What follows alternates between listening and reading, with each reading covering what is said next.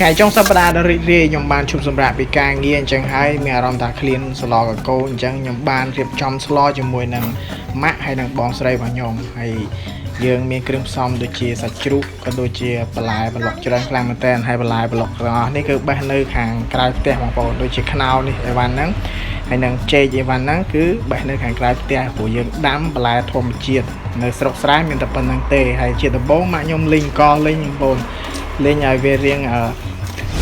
អត់ឆ្អិនពេកអត់ខ្លោចពេកទេមកល្មមហើយយើងដាក់ផ្លែនេះយើងលេងសម្រាប់ដាក់នៅក្នុងស្លកកូរបស់យើងបងប្អូនលេងឲ្យវារៀងមកល្មមហើយខ្ញុំក៏បានលេងវាដល់ចំបាឡើងអត់ហ៊ានដាក់ឲ្យវាយូរទេខ្លាចទុះខ្លោចអស់ស្លទៅលើវិញឡើងឆ្ងាញ់បន្ទាប់ពីយើងលេងវាឲ្យវារៀងឡើងស្ទាប់តិចហើយយើងច្រាំប្រហុកបងប្អូនប្រហុកយើងត្រៀមសម្រាប់បង់នៅពេលដែលយើងចាក់គ្រឿងហើយម៉ាក់ខ្ញុំបានបុកអង្គលីងដែលលីងមិញហ្នឹងហើយជាមួយនឹងគ្រឿងនេះគាត់បុកទុកនៅពេលដែលយើងដាក់គ្រឿងចូលដាក់ប្រហុកចូលដែរបាទហើយមួយខ្ញុំជួយបុកដែរបុកអង្គលីងហើយនៅពេលដាក់បុកហើយអញ្ចឹងបងប្អូនយើងដាក់ខ្ទះទៅដាក់ខ្លាញ់បន្តិចមកហើយនេះតួគឺអស់កលាំងដោយសាររៀកបងប្អូនហើយចាប់ផ្ដើមលីងសាច់លីងដាក់ខ្លាញ់បន្តិចមកលីងអញ្ចឹងហើយវារៀងស្ងួតប៉ុណ្ណឹងយើងបង់គ្រឿងចូលតែម្ដងដាក់គ្រឿងយើងចិតហើយអាគ្រឿងយើងបុកហើយហ្នឹងដាក់ហើយយើងដាក់លាយចូលគ្នាអញ្ចឹងបងប្អូនចូលកោះគោចោះគោឡើងអញ្ចឹងទៅហើយវារៀងស្ទាត់តិចហើយចាំយើងដាក់ទឹកបាទប្រហុកយើងដាក់ជាមួយគ្រឿងនៅពេលមុនយើងដាក់បន្លែហ្នឹងណាយើងដាក់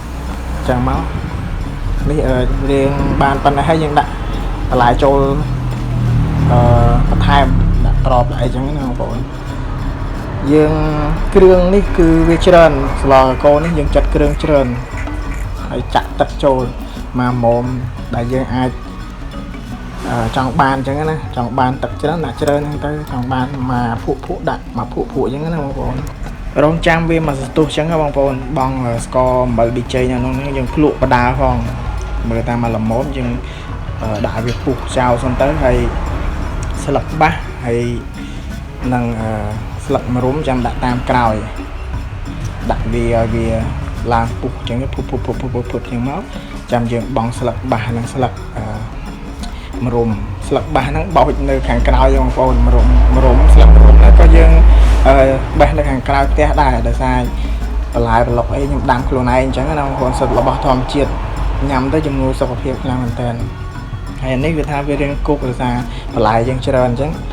បើបងប្អូនចូលចិត្តទឹកច្រើនដាក់ថែមទឹកទៅប៉ុន្តែនៅពេលយើងថែមទឹកបងប្អូនកុំភ្លេចថែមគ្រឿងផងថែមស្ករអំបិលប៊ីចេងឲ្យវាមកល្មមយើងហូបអញ្ចឹងណាបងប្អូនដាក់អស់អញ្ចឹងមកវាស្លោកអីត្រឡប់វាចោះត្រឡប់វាឡើងឲ្យវាស្លោកបន្លែរបស់យើងហើយនៅពេលដែលវាស្លោកយើងក្របវាចោលទៅហើយនៅពេលដែលវាក្របចោលហ្នឹងឬភពលេខក្នុងសលេងហ្នឹងបងប្អូនមិនដាក់បងប្អូនស្ដាប់អញ្ចឹង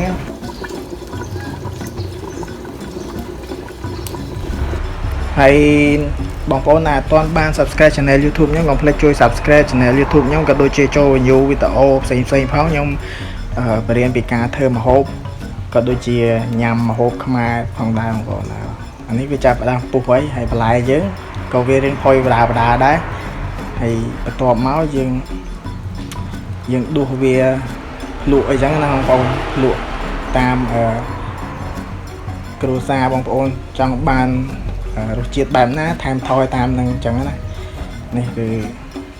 តំណងខ្លាំងមែនទែនណាបងប្អូនវាឈ្ងុយអង្គលីងយើងដាក់ចូលហ្នឹងឈ្ងុយឡើងពីប៊ីទះតែម្ដងហើយយើងក្របចោលបងប្អូនហើយបងប្អូនបើមានទឹកខ្ទិះដូងដាក់ទឹកខ្ទិះដូងទៅវារត់តែឆ្ងាញ់តែបើអត់ទេបាច់ដាក់ក៏បានដែរហើយនេះម្ហូបយើងគឺឆ្អិនណាបងប្អូនដួសដាក់ស្រាក់ដើម្បីចែកទៅបងខ្លះអញ្ចឹងណានេះក្មួយ